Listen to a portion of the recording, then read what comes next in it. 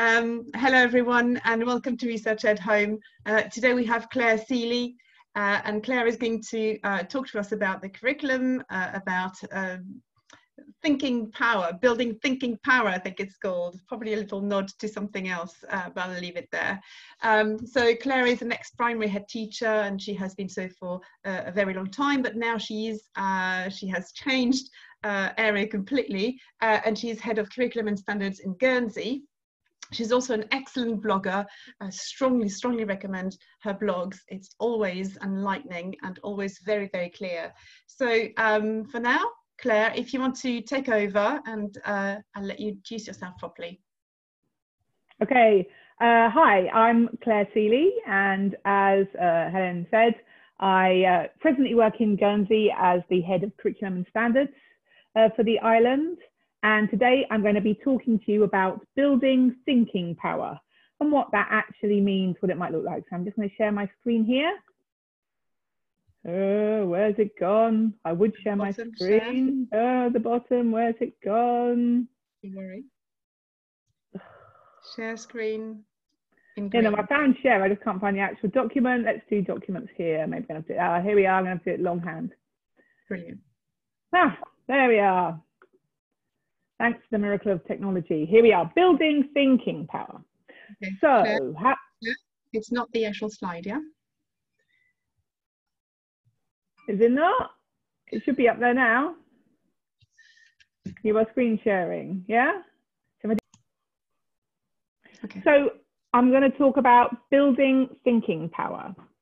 And a while back now, I don't know, probably 10 years, 15 years ago, I had a revamp of when I was the head of his primary school and thought we really need to get our other subjects better. Like most primary schools, we put a lot of thought into English and maths, less so in some of the other subjects at that time, I'm ashamed to say. And so when I looked at the lessons for geography and history and science and so forth, I thought, oh my goodness, like the quality of teaching in English and maths is really good. The other subjects, not so much. So I was casting around to try and find a way to improve them. And I thought, I know, we're going to build thinking power. We're going to help children with their thinking skills, and that's going to be really good. And so we brought into a curriculum that had a philosophy behind it that was going to build critical thinkers who can solve problems. And of course, that's what I wanted then, and that's what I still want. I haven't moved in my building critical thinkers who can solve problems. As, you know, the moral purpose is that one of the ultimate aims of education is to be able to do that. So still have the same aim, how we get there has changed. So at the time I bought into this program and they had this methodology that you would develop these thinking skills in children by getting them to research a topic that the teachers would choose. It would be in the curriculum, but we wouldn't really do much teaching. We'd curate some content, we'd find some websites and some books, and say, off you go and research it, you follow your interest, you find out about it, and then report what you found out that's interesting. And I thought this was going to be fantastic. It's going to really set the world on fire, make it brilliant. It didn't work like that, as you probably guessed. So the first subject that we got our year sixes to do, and I thought this was so exciting, was to learn about hydroelectric power. So this photo you can see here is actually of the Aswan Dam in Egypt, which is a hydroelectric dam, among other things. So they were going to find out all about hydroelectric power, and that would be really exciting for them, and they'd really like that. Well, I thought it would be exciting for them. The teachers absolutely begged me after about 3 lessons, please, can we stop? Make it stop. We find it boring. They find it boring. We're not getting anywhere. So if we unpack why that might be, if you really want to understand and find hydroelectric power interesting and understandable, you have to know some things. So if you want to understand what hydroelectric power is, you have to know about, well, this is why I thought it would be interesting. So I think, oh, hydroelectric power will be interesting because it's a sustainable energy source as opposed to an unsustainable and polluting energy source. So this is my thinking why I thought it would be interesting. So I already knew this. So I thought, oh yeah, it will be really interesting because hydroelectric power is a sustainable energy source. It causes less pollution. That's exciting. finding ways of making power that are less polluting is an exciting thing to know about in research. So I thought. But of course, it isn't very exciting if you don't know the things that you need to know in the way. So it isn't very exciting if you don't already know about the downsides of other methods of generation. Then it's like, so what? It's hydroelectric. Why is that any better? That doesn't excite you in any way. But none of our children knew that the other methods of generating electricity had downsides. They didn't know that. And some of them didn't really know what pollution was, or certainly not in a nuanced way, and certainly not how it was linked to generation of electricity. Didn't really know that at all. Lots of them thought that, you know, electricity sort of comes out of the wall by magic. I mean, you know, not actually by magic, but they hadn't really thought about where electricity came from. Just happened. It was just something that happened. So the whole idea that you actually have to generate it in some way was completely new to them. And some of them, probably not very many, because most of them had lived through power cuts by then, but to really know what it's like, or really think through what it's like to live without electricity. They didn't know that. So in order to find the idea of studying hydroelectric power generation interesting or fascinating or useful or meaningful or any of those things, or even to be able to think about it at all, you need to know various other things beforehand. So for a start, you need to know that electricity is really useful. Now, I think pretty much they knew that. You have to know that electricity has to be generated from other sources of energy. No, they didn't know that. You have to know about the different kinds of energy sources available to us. Some of them would have known that with a bit of prompting, but I doubt anyone knew that electricity is quite often generated by burning coal, for example, or gas. That they wouldn't have known that. They wouldn't have put two and two together at all. Let alone that some forms of electrical generation can cause a lot of pollution. Some of them would have known that pollution is bad and should be avoided, but I don't think it would have been a very nuanced knowledge of what that actually meant, let alone how it was linked to electrical generation. That some forms of electrical generation cause less pollution than others. They wouldn't have known that at all. And that hydroelectric generation is one of the forms of generating electricity that causes less pollution. Of course, it doesn't cause no pollution, because it does reduce the amount of land available for farming, and there's problems with salination and things. So, but it's much less polluting than other forms, but they wouldn't have known that. It involves a dam.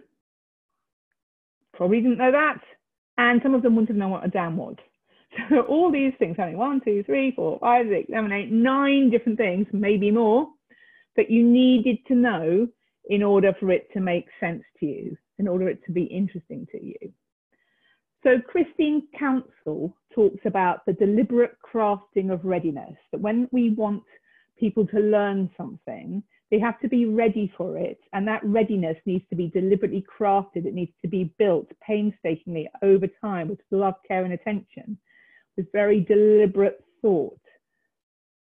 She also says that when we learn something new to us, something quite different, how easy or hard we find it, and how boring we find it, or how interesting, is related to the prior resonance that that subject has for us. And if it has prior resonance, that unlocks the subject and makes it easy and makes it interesting. But if it doesn't have that prior resonance, then it will come across as hard and boring. And that's exactly what happened in this case. Now, the title of this talk is Building Thinking Power. And thinking is one of those words that we could have a long argument about what thinking really means. But you know, the purpose of this talk is to use one definition and stick with that. So you can dispute that if you like, but then this talk won't make any sense to you. So I'm going to use one definition. And this is what I mean by thinking. So when I say I'm building thinking power, I'm building the power to do this. And that is that, and this is from David Didow in his book, Making Kids Cleverer. He says, thinking is a deliberative cognitive process that can make new connections and create meaning. So making new connections. That's very much the heart of what I'm going to be talking about. making new connections. And then Daniel Willingham defines thinking in a very similar way. Thinking occurs when you combine information from the environment and from long-term memory in new ways. So connecting or combining information in new ways. So that's at the heart of what I'm talking about in terms of building thinking power. It's building the ability to connect or combine information in new ways. So if we see here, there's some of my arrows. Will it let me move it? Yes. Okay, I just moved myself out of the way. Here we have all those 9 things that we needed to know first before we could really understand. And we need to link them, connect them, combine them together in order to understand what hydroelectric generation and dams behind it are actually about, for it to make sense to us, for it to be interesting to us, for us to be able to think about, was building the Aswan Dam, for example, a good thing or a bad thing? Do the advantages of building it outweigh the disadvantages of building it? We can't think about that. We can't ask those sort of powerful questions and reflect about it unless we understand all these prerequisites. So if you want to, let me move myself back up again. There we are. If we want to connect things together, you can't just have a load of connectors. That's pointless. You need things to connect with. So here's some plumbers connectors. Of themselves, they're useless.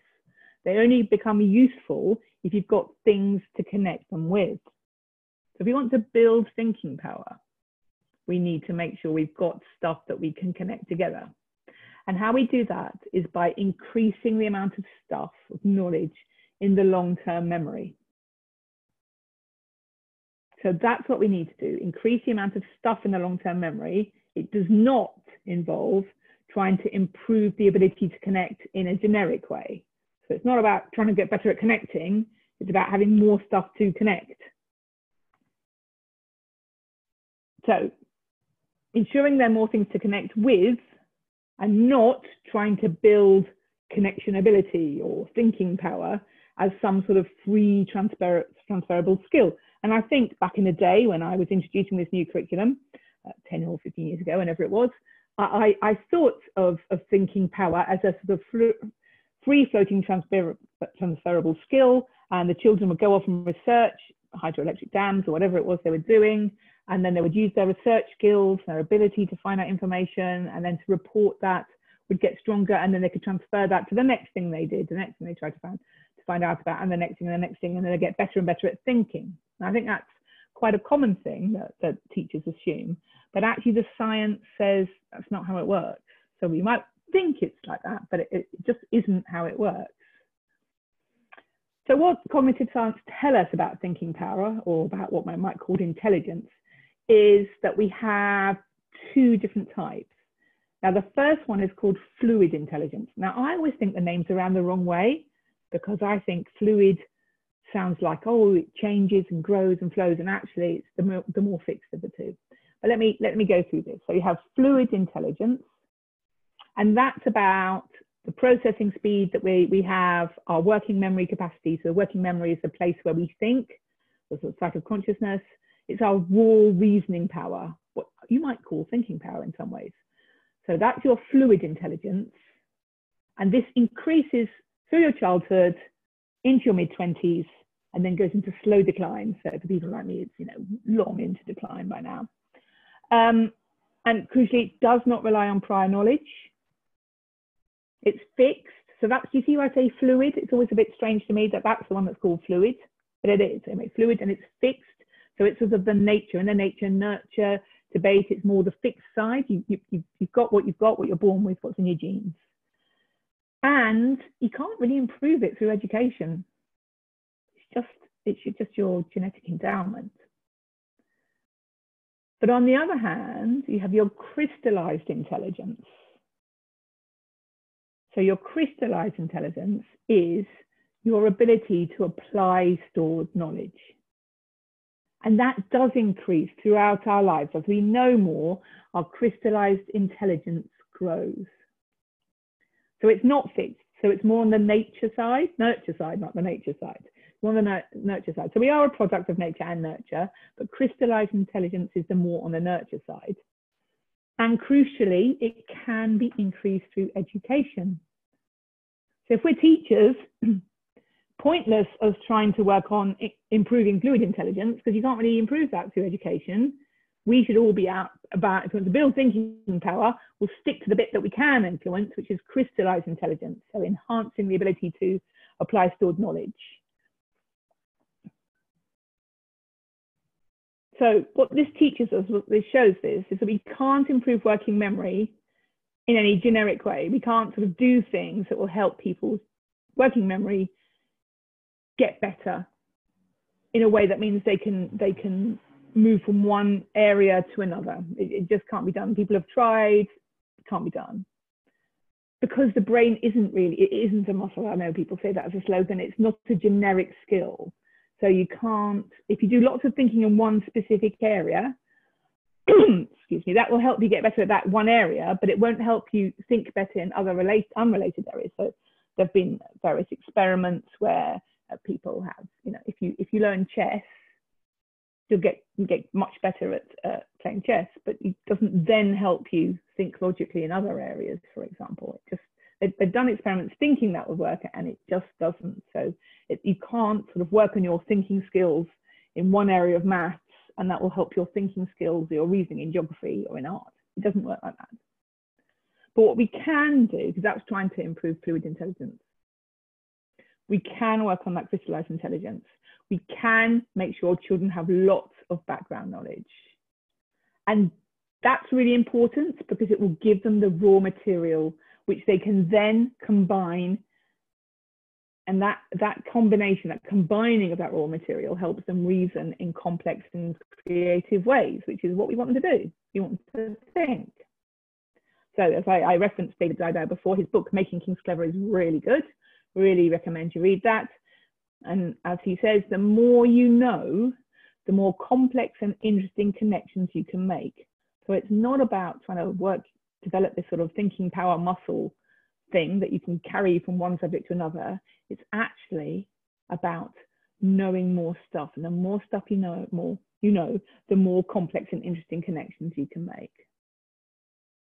And this is another quote, which when I first came across it really took me back, because it's the opposite of what we tend to intuitively think. It says novices, so people at the beginning of learning something, they're the people who use thinking skills, whereas experts, they don't need to use their thinking skills, they can use their knowledge. And this is from Swella, Ayers and Palooza.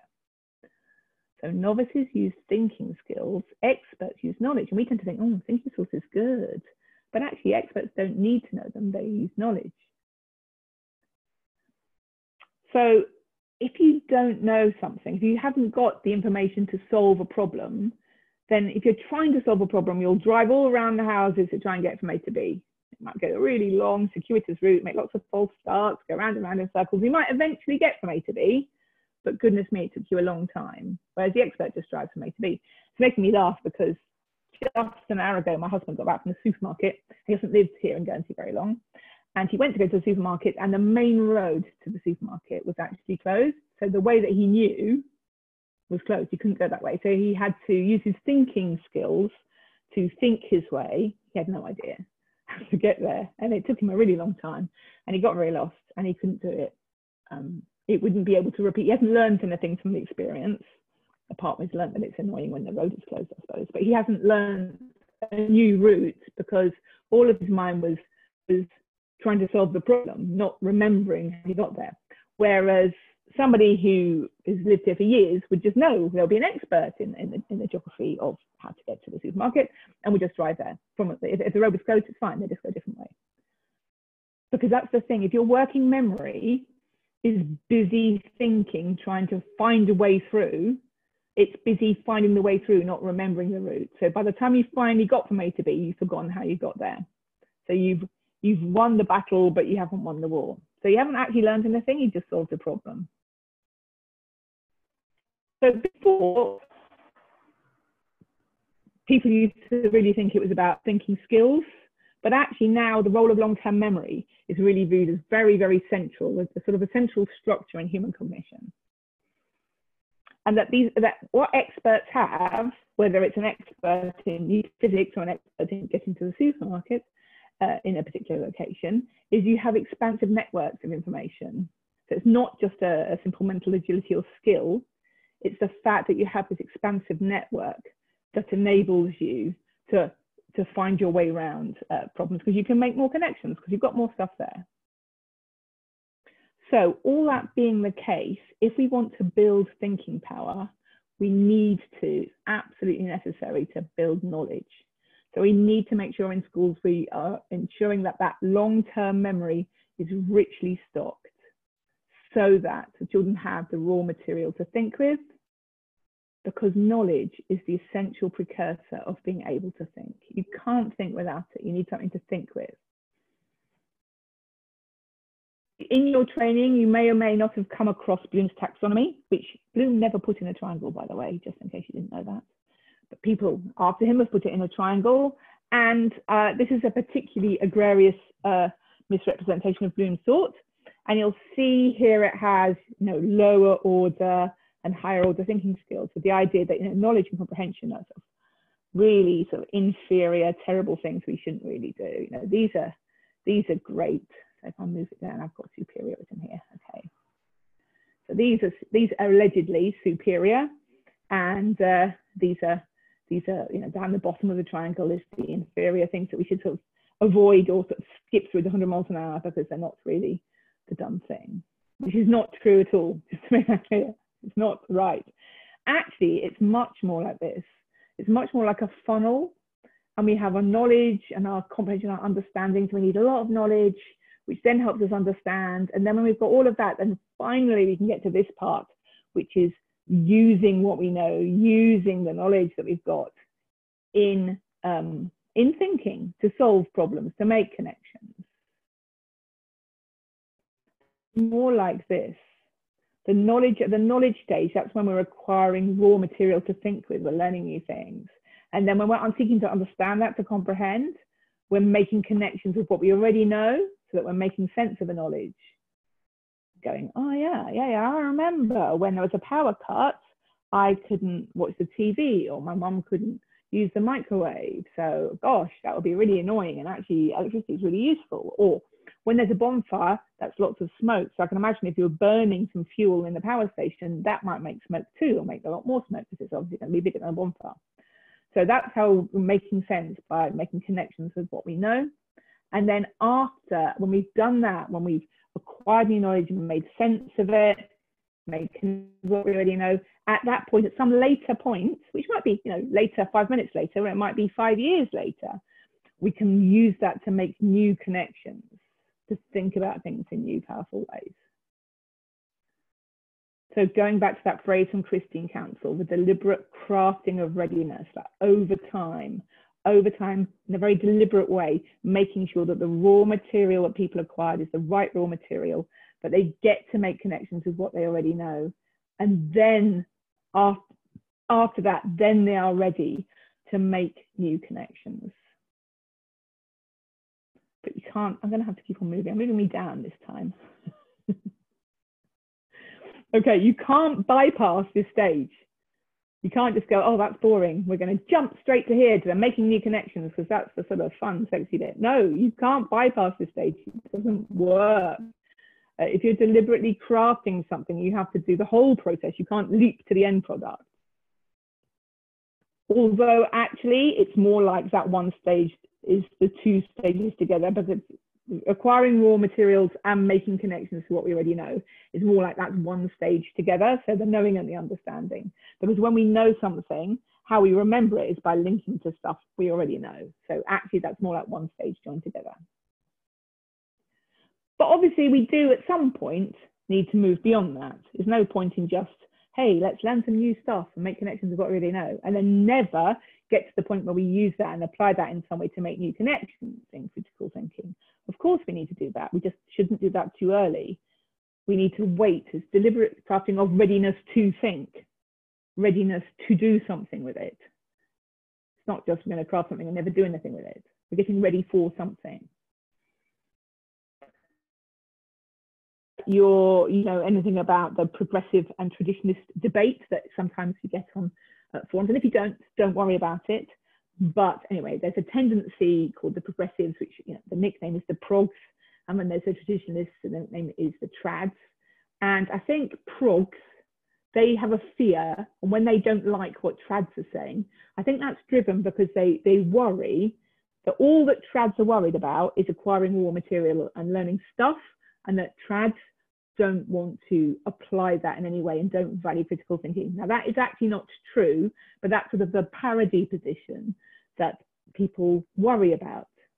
But if you do it the other way around, the trads, what they worry about, the progs, when they're arguing, and there's quite a lot of arguing goes on sometimes, they worry that the progs are only bothered about making new connections and don't realize that in order to make the new connections, you have to apply the raw material, acquire the new material in the first place. So, I mean, those are parody views, but I think sometimes when we engage in debate, we think the worst of the people that we disagree with and the best of the people we do agree with, and that's not helpful. It's best to try and find the best examples from people we disagree with, and not to deliberately misinterpret what they're saying to the most extreme way of thinking about whatever they're explaining. Having said that, Yeet Ban Ha is the Singaporean maths teacher trainer who explains lots of things, but particularly the bar model. So if you're a primary teacher or a secondary maths teacher, you might have come across Yeet Ban Ha explaining maths brilliantly. He's somebody I really rate. He's a great guy. However, on Twitter last week, he quoted this, which is allegedly from John Dewey, but apparently actually John Dewey didn't quite say this, but he said, "We only think when we are confronted with problems." And this was put out there like to mean we should confront students with problems, because if we don't do that, they're not thinking. So I just want to unpack that, because it's one of those sound bites that sounds like, oh yeah, you're only thinking if you're confronted with problems. So, obviously we need to make sure we have lots of problems. Let's just unpack that a bit. So there's the quote again. So behind this, what are the assumptions? So the assumptions are thinking is really important. Well, yeah, we agree. Yeah, thinking is really important. Yeah. But the assumption is that not thinking is inferior, somehow lesser. Well, I'm going on a little journey again. There we are. So the implication is that if not thinking is inferior, that we should prioritize in our lessons giving students problems, because then they'll have opportunities to think. And if not thinking is inferior, then obviously we shouldn't waste time giving them things that don't require them to think. So that's the assumption. But I don't think that's actually very helpful. Because if we are going to do this deliberate crafting of readiness for thinking, we can't bypass the fact that we do need to spend some of the time doing stuff to get ready to be in a position for thinking. And that is that acquiring of raw materials. We need to learn stuff first before we're ready to think. So if we're going to deliberately craft the readiness for thinking, we need to learn some stuff first before we can get ready to use it in thinking. Remember, thinking is making new connections. So if you're going, well, I think you think when you're learning stuff, like, okay, but you're using a different definition of thinking. So here, thinking is making new connections. And if we're going to do that, we need to learn some stuff first. So learning is a change in long-term memory. It's a stocking of a long-term memory so that it's getting ready for thinking. And we actually learn better, like our long-term memory is more likely to get stocked with the stuff that we're being taught when we're not trying to combine information in new ways.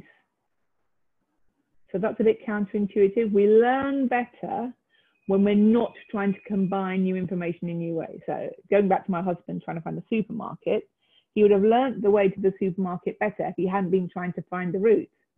If he'd just been going over a route that he'd sort of been told to do, then he'd have remembered that route better. If he didn't know the route, but he'd been given a map or whatever, or some instructions, then by going over that and practicing that, he'd have learned that better.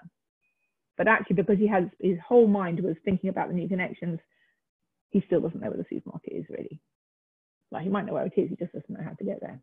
Anyway, So when we solve problems, that requires us to combine information in new ways. That's what solving problems is, combining information in new ways.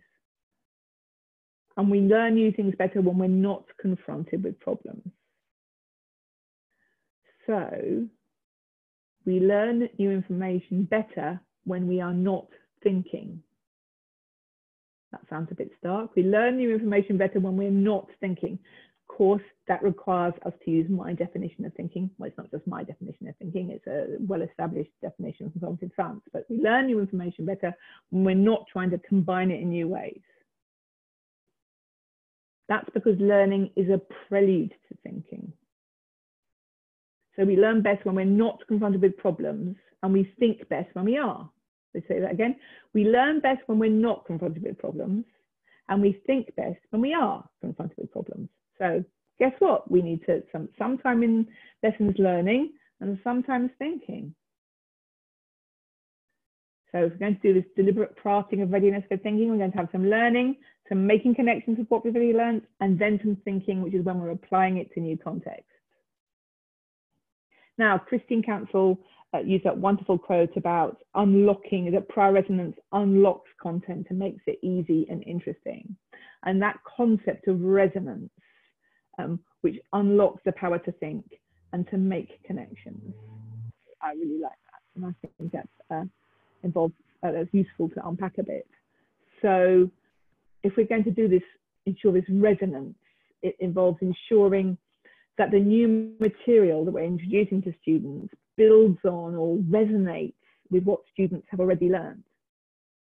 And that's important.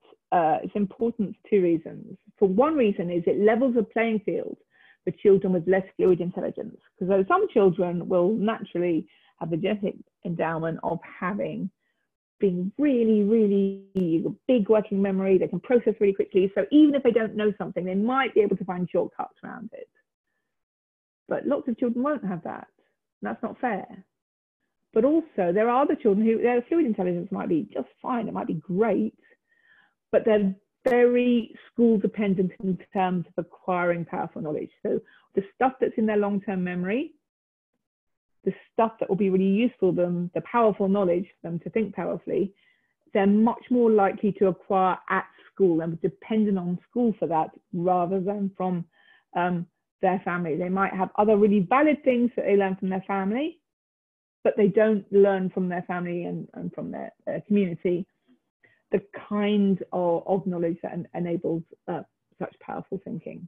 So those school dependent children are really dependent on school, obviously, to acquire this knowledge, and therefore it's only fair and right and equitable that we make sure that we provide it for them. And what we need to do to get this resonance is to choose knowledge that's really deliberately, so that progressively over time, it builds more complex schema. So let's just unpack that notion of schema. What a schema is. So schemas, you can, in the plural is either schemas with an S or schemata, you can use either. So a schema is a mental structure where related information is categorized and put together. It's how our brains, our minds organize concepts, and each person's schema is unique, but with some overlap, otherwise we'd never be able to understand, or a fair degree of overlap, otherwise we'd never be able to understand each other. So for example, here's a schema, a representation of a schema of a bird, and somebody might categorize birds. When they think of birds, they also, without having to think about it, when they think birds, they also think wings, feathers, beaks, that it flies and it has nests. That might, all of that might be a web of interrelated concepts linked with the concept bird. So that's a bird schema. So if we want this resonant curriculum that enables progress in thinking, we're going to make sure that the information that we teach is going to connect to what's already known, so it resonates, but it's not just going to be any old stuff, like more stuff. It's going to be hoarding more and more facts. It's not about that at all. It's deliberately, it's very deliberate, that deliberate crafting, deliberately choosing stuff that's going to enrich or transform what was already known. So for example, if we're teaching students about birds, I've got a range of birds here, and we've got at the top left, we've got the prototypical birds that tick all the boxes on the schema. They fly, they've got wings, they've got feathers, got a beak. And then as we go along from left to right, we have some more unusual birds that are flightless. So they are birds, but they don't have all the features of your sort of prototypical bird. And then we've got a penguin, which is really, really unusual bird. And then we have the boundary between very unusual birds and not birds. So we've got not birds, which butterflies, bats, which in some ways are more birdy, if you like to say, than the penguin. They have maybe more features of a prototypical bird than the penguin. But knowing the boundary conditions, like how unbirdy can you be and yet still be a bird? Or how birdy can you be and yet not be a bird? That's really important. So that sort of nuance really enables students to think better when they know about the boundary conditions. And they know a range of examples from prototypical to less typical to really atypical, but still a bird or triangle or whatever it is we're teaching. And the boundary conditions are things that look superficially might trick us into thinking that they're instances, but they're not. So we have this sort of resonant curriculum as a vehicle for progress. We've got a continuum, and again, this might happen over years, it might happen within one lesson, from prototypical examples to less typical examples to atypical examples, and then, which is not on the diagram, but to examples that look like they might be examples but aren't, so non-examples. And this sort of well-connected curriculum with well-connected schema enables powerful thinking. So what we're doing is we're already providing some of those connections for the students. We've already made those connections. We've already said, oh, look, this is like what you've learned before, but a bit different. It's a bit like the similarities and the differences. But by, excuse me, by providing those connections and pointing to those connections, we're leaving space for new connections to be made by the student. So the sort of thing I'm talking about. So here's a stem, very prototypical, obvious stem. But here's another stem that's less typical. And here's another stem that's, again, less typical. And here, let's have a really atypical stem. So, ooh, I'm going to have to move myself again. Up I go, up in the list. Here it says here, modified stem. So this little bit down here is the modified stem. So we've got a continuum here from really prototypical, less typical to atypical. Let's think about the concept of monarch. Down I go in the list again. So we have the concept of monarchy. So we have our prototypical King Henry VIII. Ticks all the boxes for somebody's schema about kings, monarchs. Monarchs are kings, they're men, they're powerful. Henry VIII. Then the next one, going from left to right, we then have King Alfred the Great. Now, so there's some debate, like, was he really a king? Because he was king of Wessex, but was that more of a chieftain? Was he actually properly a king? He probably was a king, but it wasn't king of the whole country, because the whole country wasn't a whole country then. So it's just a more nuanced example. Then we've got Napoleon Bonaparte. Now, he's much more less typical, because he declared, well, he's not a king, he's an emperor, but that's a form of a monarch. But also he declared himself to be the emperor. It wasn't hereditary, or didn't win it in the battle so much. He just said, right, by the way, I'm the emperor. So that's atypical. And then we have obviously our own Queen Elizabeth II, and she's atypical because she's a woman. And also, you know, she's not like, I remember being very disappointed as a young child that she's not a queen like they were in fairy stories. Well, she does live in a palace and have a crown, but she wears a crown all the time. I remember as a young child thinking, why isn't she wearing her crown? Surely queens wear crowns. Anyway, you get the point. And then finally, we've got the Pope, and the Pope is an elected monarch. We don't normally think of monarchs as being elected, but he is the monarch of Vatican City, and he's an elected monarch. So a whole range of different types of monarchy there. Some of them more typical than others. The other thing, I'm going to go sideways now. The other thing to help powerful knowledge, the other thing it depends on is nested knowledge. So what do I mean by nested? knowledge. Well, that means that there's knowledge within knowledge within knowledge within knowledge.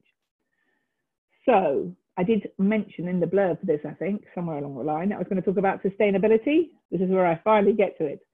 So if we were going to want students to think powerfully about the concept of sustainability, where would we start? Well, the whole concept rather, is incomprehensible if we don't know.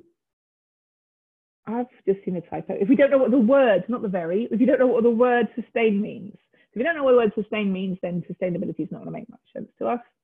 So unpacking what sustain means, something that gives you help, strength and encouragement, and or something that continues for a long time. So if we understand those two things, that's going to help us. It's going to deliberately craft the readiness for us to understand what sustainability means.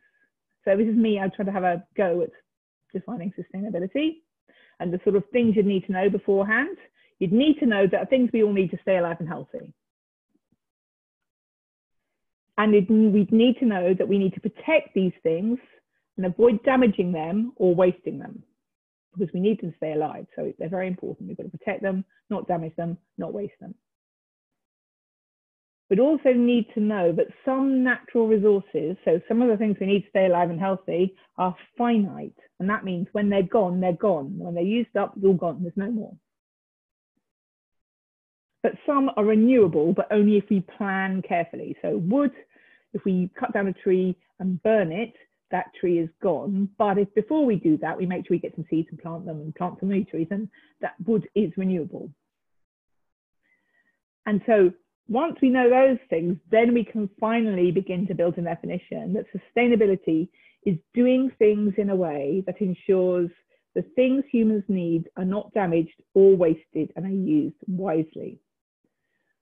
But we'd need to ground that and link that to what children already know. And it's a bit of a big thing just to go, right, year 10, this is what sustainability is. They probably wouldn't get it if we hadn't deliberately crafted the readiness along the way. So if we look at those things, there are things we all need to stay alive and healthy. Well, in the English National Curriculum for Science, you learn that in around year 2. And then there's the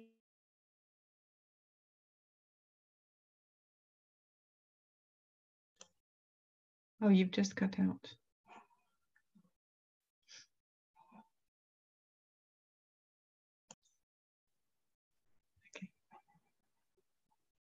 Okay.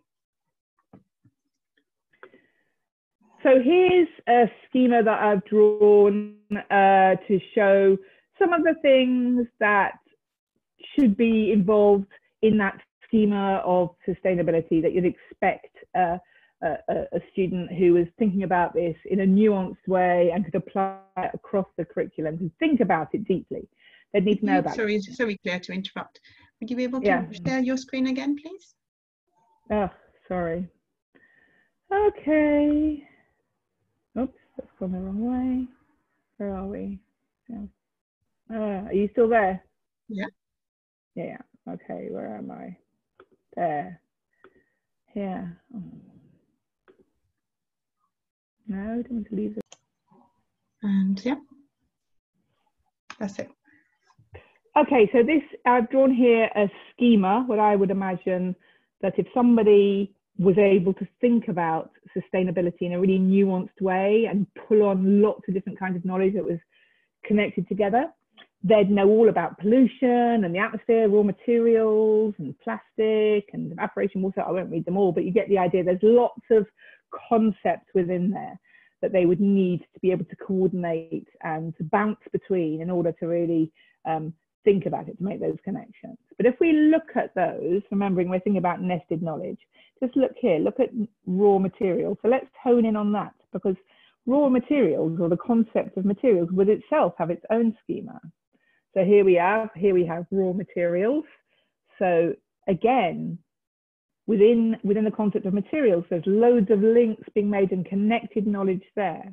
But let's look there, within that, with materials, we've got farming. Wood is farmed after all, isn't it? There's lots of materials that are farmed, but that in itself has a whole schema. So then let's go to farming. And if we go to farming, it says harvest underneath. That's a little bit of me, by the way. That's harvest. So If we want to know about farming, we've got all these different things: peasant, harvest, fertile soil, soil erosion, irrigation, so on and so forth, that comes to mind. So we don't just think about farming, but when we think about farming, all these other concepts are woven in with us. But then let's look about soil erosion. If you want to know about soil erosion, goodness me, look at all these things that are bound up with it, all of these things. And you can't just expect your year 10 teacher to suddenly teach all of those things from scratch. They need to already know these things. These need to be familiar for them. And again, the deliberate crafting of readiness. So there we are. One of the things I need to know about soil erosion is evaporation. Evaporation, see, it goes on and on and on. There's like those Russian dolls, knowledge within knowledge within knowledge. So what do we need to know about evaporation? It's about all of these things. So I think you get the point there. So going back to that, just that idea of soil erosion, and you'll see I've highlighted some of these in red and some of them in blue. So the black ones, I'm assuming, well, we'd learn those in geography in secondary school. The blue ones, we should have already known in primary school. And the red ones, that we're going to learn about those in science. We might learn about them in geography and in primary school as well. We might learn about all of these things in primary school, or some of them. I don't think we'll learn about the carbon cycle in primary school, to be honest, but we'll learn some of them in primary school, some of them in geography, secondary school, and some of them all together. But we need to learn them along the way so that they're there and ready for us and familiar. So by the time we come to think in a really nuanced way about the causes of soil erosion, all of those things are waiting for us and familiar things that are easy to make connections with. So that being the case, it brings me to the phenomenon of the just-in-case curriculum. So that was Matthew Evans wrote a wonderful blog this weekend, and he talked about, he contrasted how shops, supermarkets and supply chains have their just-in-time, you know, they're efficient and slick and get stuff just in time for us to eat, to buy, whereas our curriculums are not like that. They're not slick at all, and they're not meant to be, and they wouldn't work if they were. It's like, just in case. You better learn this just in case. And that reminds me of Mrs. Potato Head and Mr. Potato Head in Toy Story. And when Mrs. Potato Head is packing Mr. Potato Head, because he's going on a journey, and so I'm packing you an extra pair of shoes and your angry eyes, just in case. And the monkey chow. What's the monkey chow for? Well, for the monkeys, of course. I could have, if I'd have known how to add in the video clip, I'd have done that. But, you know, you just got me acting out instead. But that whole idea of the just-in-case curriculum, which sounds like, well, that's a bad thing. I'm just chucking any old rubbish. That's not what I mean at all. The just-in-case curriculum. So again, it's Matthew Evans saying, you know, in the same blog, and he's saying this, you know, we shouldn't be so utilitarian in thinking about curriculum. You know, we're unlikely to really need to employ the concept of long, short drift, simultaneous equations, or quavers. You probably won't need, we certainly won't need all three of those, probably as an adult, but it's not about needing them. And one of the reasons why it's not about just what we need is that knowledge changes what we can see. What we already know determines what we can see and understand, and we build on what we know. So here's a mountain and a mountain road. If I'm a cyclist and I know a lot about cycling and how you have to change gear to go uphill, when I see a mountain, I will automatically, because that's the way my brain works, because that's what I know about, think about gear ratios. So that's what I will see when I see a mountain. If I'm a geologist, I'll look at the mountain and go, ooh, granite, or whatever. If I'm a geologist who's a cyclist, I'll see granite and gear ratios, presumably. But what we know determines what we can see. It changes what we can see. So instead of just seeing trees, if we know that there are different kinds of trees, then when we see some trees, we don't just see trees. You go, oh yeah, that's an oak, that's a sycamore, that's a pine, whatever. We might not, you know, consciously be thinking that, but we know that. We just see that that's what they are. Again, we don't just look at rock. We know, oh, that's granite, that's limestone, that's mountain, or whatever. And instead of just knowing about shopping, we know powerful things, like we know about profit and loss and externalities. And just thinking about the situation with George Floyd, the really terrible situation that's going on at the moment, You know, instead of just thinking, oh, it's one bad apple, we don't just see it in that way. We see it more in terms of systemic oppression rooted in history. We can see, and the knowledge that we know changes what we can see. So this is an example I like to use. In England, in Key Stage 1, so year 1 or year 2, a lot of children learn about the Fire of London. And one of the things they learn about the Fire of London is how was it caused?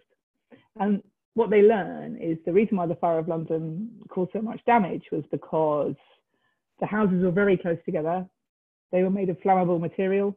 It had been very dry, which increased the flammability, and it was windy. If they know that, that helps them. That knowledge is there in their head. So many, many, many years later, and they're learning about favelas, and they find out that devastating fires happen in favelas. Well, the reason why do fires happen in favelas? Well, it's because they're close together and they're made of flammable material and it's hot and dry. And like in the Fire of London in 1666, there's not a well-developed fire brigade. So that's why they happen. And then the same knowledge, the same principles help them to think again about, if they're thinking about the Grenfell Tower tragedy, that why did that happen? Well, guess what? The inhabitants are very close together. I mean, it's vertical rather than horizontal, but the same idea. So they're very close together, and flammability. So the cladding allegedly was flammable, and there was a fire brigade, but it was difficult for the fire brigade to get to the source of the fire, because obviously Grenfell Tower being very tall. So the same thing is portable. The knowledge is portable across. It's not that the thinking skill is portable. The knowledge is portable for you to make connections between different bits of it. But we didn't say, we're going to learn about the Fire of London so that in later years, children can think about X, Y, Z. They can think about favelas or Grenfell Tower, or how we can build safe buildings and help safe settlements in future. That's not why we taught it. But that's what I mean by just in case. We can never actually know quite the ramifications of how what we teach might be used in future, but we're going to learn about it. And you might find it in the end, it might actually help you think about something else, and it might not. It might just be really interesting. I think it's really interesting. Did you know, I didn't know this until quite recently, that we talk about the Great Fire of London, but lots of cities back in the day had great fires, not just London. In fact, London, I think I should check this before, but I think the Great Fire of London was actually the third Great Fire, wasn't the first one that was ever had.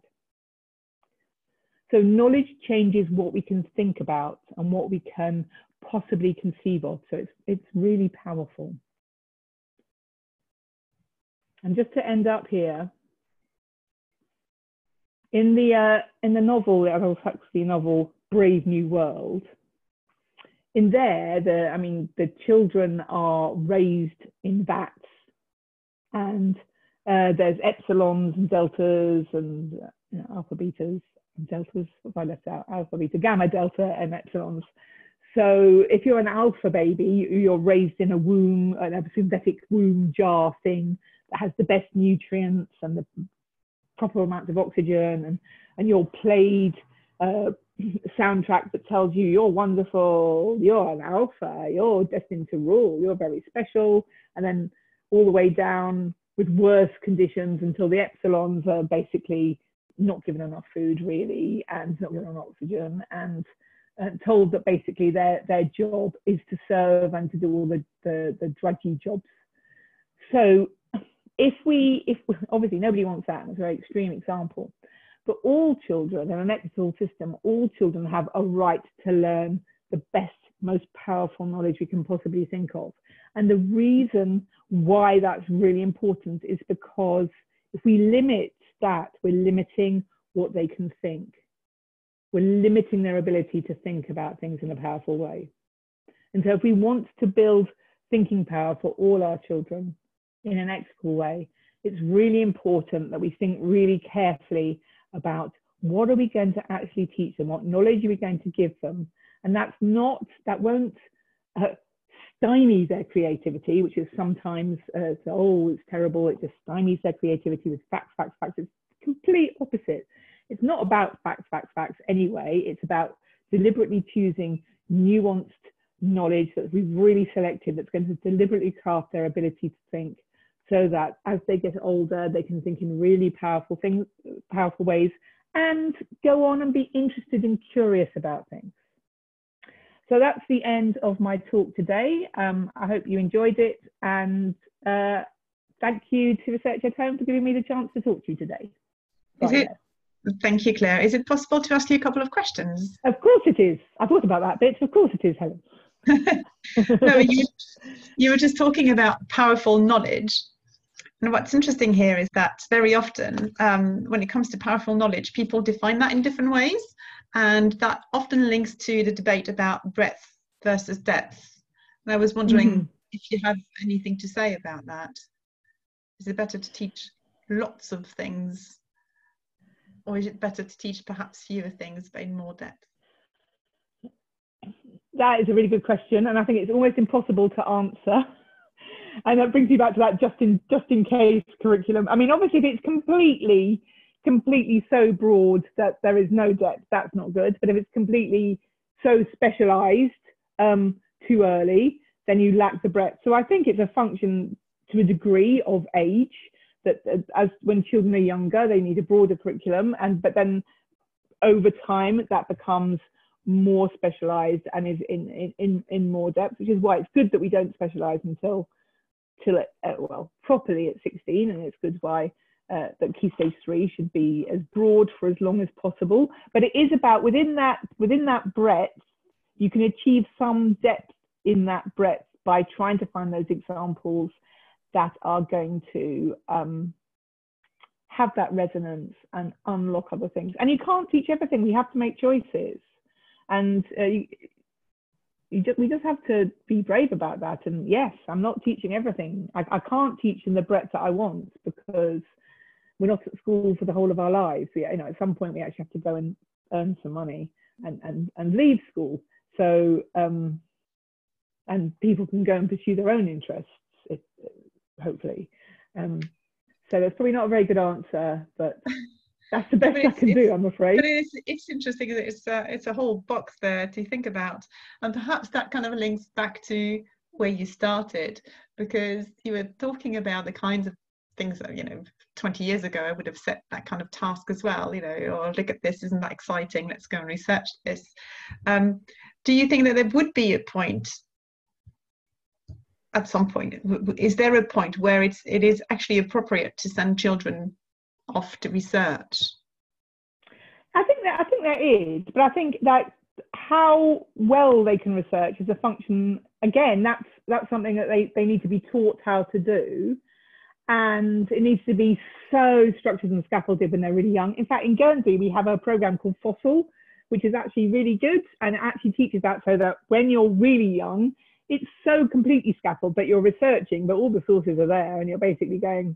It's a bit like, when your children are young and you go, which colour socks do you want, blue or red? They think they're choosing. But actually, they're only choosing two things. So it's a bit like that. It's really, really, really scaffolded, so that what they're actually researching is all given for them anyway, and they've only got to make the smallest selection of material to choose. But that's fine. And then over time, that scaffolding is reduced. But again, before they're on to that, they already know the stuff. So if they were doing hydroelectric dams, for example, all of those things would have to be in place first. And then they would be in a position, and this wouldn't be with your youngest children, this will be much older. I think doing with year 6 was a mistake anyway. But, it could be in a position that they'd learned about, say, we'd learned about sustainability, we were in year 10 or something, we'd learned all about different forms of energy generation, and then they had a project when they could go and find out, knowing all that stuff already, finding out about, well, I want to find out about tidal power, I want to find out about solar power, I want to find out about hydroelectric, and they have a choice, and the curation of resources is already done for them to a degree, but maybe with a bit more flexibility. So yeah, we have that with I can't remember what it is now. Is it when they is it extended projects? And sorry, I'm not very good at post 16. Yeah, well they do. I mean, we do the IB. You can do that in Guernsey alongside A levels. But so the IB, you have an extended project, but I know you can do an extended project as well for, can't you, as a sort of post 16 qualification? Just can't remember what it's called. So at that stage, you know quite a lot of stuff. Then you're ready. But that doesn't, even then, you're not only doing that, and you've got people to help you. Yeah, and if we go back to this idea of, you know, trying to teach a lot of powerful knowledge at primary school, because you were talking about the fact that when they come to secondary school, they should already have lots of things in place in order to be able to not have to teach everything from scratch. But sometimes it's complicated by the fact that not all students in primary school cover the same things. Sometimes it's just bewildering how much you feel that you have to go back and teach lots and lots of basic things in order to get to the actual construct that you want to teach them in secondary school. And I don't think I mean, it's a shame, isn't it? Talking about England here rather than where I work, but it's a shame. You know, we've got this national curriculum, and that actually could establish a sort of level playing field. But then, of course, they said, oh, well, if you're academy, you don't have to do it. I'm like, oh, why call it a national curriculum then? I mean, we could have had that. We could have had that so that schools would more or less have a pretty good idea of what that they should have learnt, whether they had or not, but they should have learnt in primary school, and that would have just been so much more powerful. Anyway, that's not something we have, so presumably secondary school teachers do have to start from the beginning, and some students will already know masses about it and might study it in real depth, and some won't, which must be annoying. But you know, it's not gonna kill the people who know lots about it to recap, but it would be much better, in my opinion, if there was a bit more standardization in the curriculum. Thank you, Claire. I think we're going to stop there. We've been going on for probably about an hour, but it was really, really interesting. And there's quite a few phrases there that will stick with me, and I hope with our viewers as well. So thank you very much for your time. I hope you can enjoy your evening. Thank you. You too. And I don't know if, you know, once we share the video, obviously people might want to come back to you. Okay, no problem. Offline or online, but in the meantime, thank you very, very, very much for your time today. No problem. Right. Thank you. You take care. Bye then. Bye-bye. Bye then.